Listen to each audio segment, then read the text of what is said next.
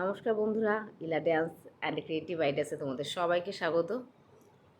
আজ তোমাদের সঙ্গে আমি শেয়ার করব, আমি একটা পুরনো শার্ট দিয়ে আমি একটা ব্যাগ বানিয়েছি। তো ব্যাগটা কী করে বানালাম তোমাদের সঙ্গে আজ আমি সেটাই শেয়ার করব। তো চলো দেখা যাক। দেখো, এটা হচ্ছে আমার ভাইয়ের একটা ওল্ড শার্ট।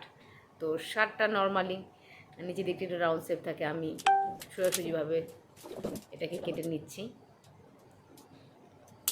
চারিদিকে সমানভাবে আমাকে এটা কেটে নিতে হবে, তাই হাতা দুটো আমাকে কেটে বাদ দিয়ে দিতে হবে। একটা একটা করে আমি বাদ দেব, তার আগে সাইডগুলো আমি একটু ভালো করে কেটে নেব।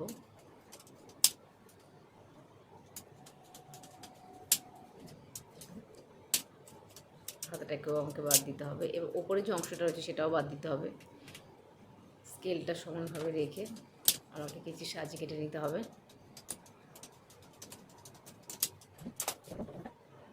সাইডগুলো আমাকে আরেকবার একটু দেখে নিতে হবে, এক্সট্রা থাকলে সেটা কেটে দিতে হবে।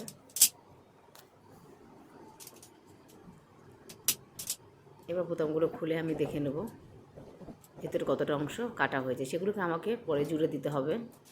আগে কাটা অংশগুলো আমাকে দেখে নিতে হবে। আমি কাটা অংশগুলিকে আলাদাভাবে দেখিয়ে দিচ্ছি, এগুলো কাটা অংশ।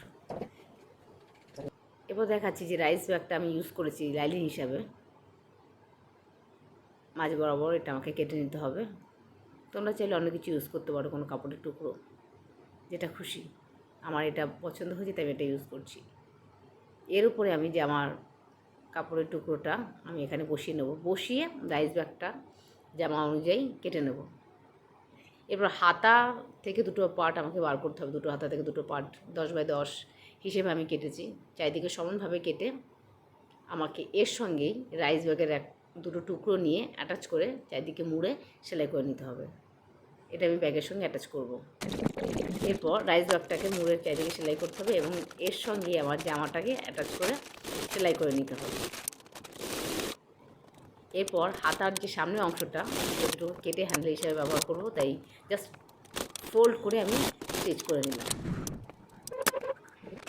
এরপর যেটা মেন ফেব্রিক, তাই মিডিলে দুটো পয়েন্ট করে ছোটো ছোটো পার্ট দুটোকে এবার আমি এখানে বসাবো। ঠিক মিডিলে ছোটো ছোটো পার্টগুলোকে ঠিক মিডিলে আমি বসিয়ে নিয়ে আমি স্টিচ করব। ছোটো পার্টে দু সাইড এভাবে স্টিচ করার পরে আমি দেখিয়ে দেবো এই সেকেন্ড পার্টটাও আমি এইভাবে স্টিচ করে নিচ্ছি। এতটা করার পরে আমি দেখাচ্ছি এই যে ছোটো পার্টগুলো রয়েছে, ছোটো পার্টের এই যে ওপর যে কোণটা রয়েছে, কোণটাকে টেনে এনে আমি বড় পার্টের সঙ্গে মিলিয়ে স্টিচটা করব। ছোটো পার্টের দুটো কোণকেই আমাকে বড় পার্টের সঙ্গে মিলিয়ে স্টিচ করতে হবে একটা একটা করে।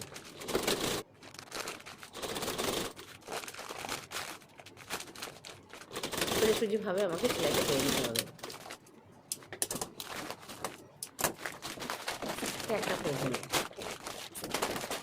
এবার দ্বিতীয় যে ছোটো পাটটা রয়েছে, দ্বিতীয় ছোটো পাটে একটা কোণ ধরে আমাকে বড় পাটের সঙ্গে টেনে সেলাইটা করতে হবে।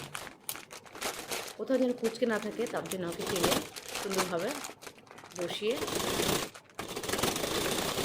স্টিচটা করতে হবে।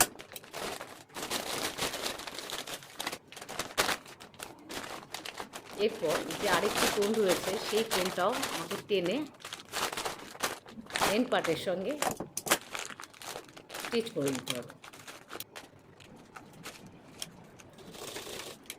এরপর আমি যে বেল্টগুলোকে কেটেছিলাম, অর্থাৎ হ্যান্ডেল হিসেবে ইউজ করার জন্য, সেটাও আমি লাগিয়ে নিলাম। আমাকে ব্যাগ পুরো রেডি। আমি বোতামগুলো আটকে রেখে তোমাদেরকে দেখিয়ে দিচ্ছি।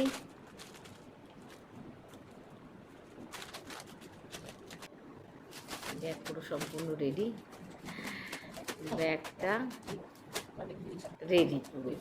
দেখো, এর মধ্যে এখন আমি কিছু জিনিস রেখেছি, কিছু শাড়ি, কিছু ব্লাউজ রেখেছি।